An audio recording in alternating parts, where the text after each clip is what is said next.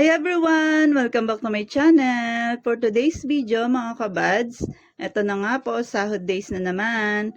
Ayan, at eto na nga ang aming mga pinamili for today's video. Sahod sa paluwagan.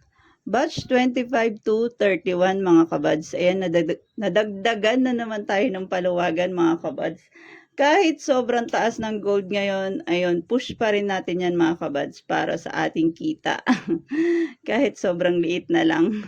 Ayun mga kabads, eto, meron tayo ditong, ayan, bracelet na 7.48 grams. Ayan, medyo pricey mga kabads para sa ating pasahod sa paluwagan.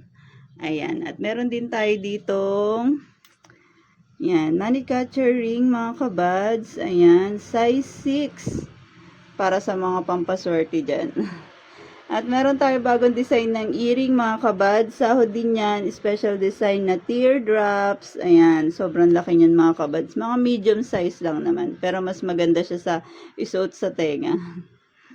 Ayan, at syempre meron tayo ditong earring.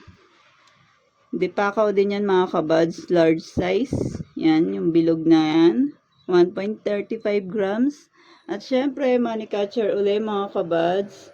Yan, trending tong money catcher na to eh. Yan, tatatlo ako niyan mga kabads. At eto rin naman po ang ating twisted chain plus heart na design ng pendant. At syempre, meron tayo ditong popcorn design na chain, mga kabads. At ang partner niya ay not pendant. Ayan, 1.94 grams plus 1.02 na pendant. At syempre, di mawawala ang trending na ating paperclip chain. Ayan, small design yan, mga kabads. Meron kasing design yan na mas malaki ng konti. Ayan, 3.21 grams special design paperclip, mga kabads. At syempre, meron tayo ditong chain only, 2.18 grams. Ayan. Unisex yan mga kabads. Pwede sa girl, pwede sa boy. At syempre, meron ding bracelet kagaya niyan. 1.50 grams. At ito namang earring na papendi design mga kabads. 0.96 grams. At ang ating mini version ng paperclip na manipis lang, 1.76 grams kasama na ang pendant na cross. Ayan mga kabads.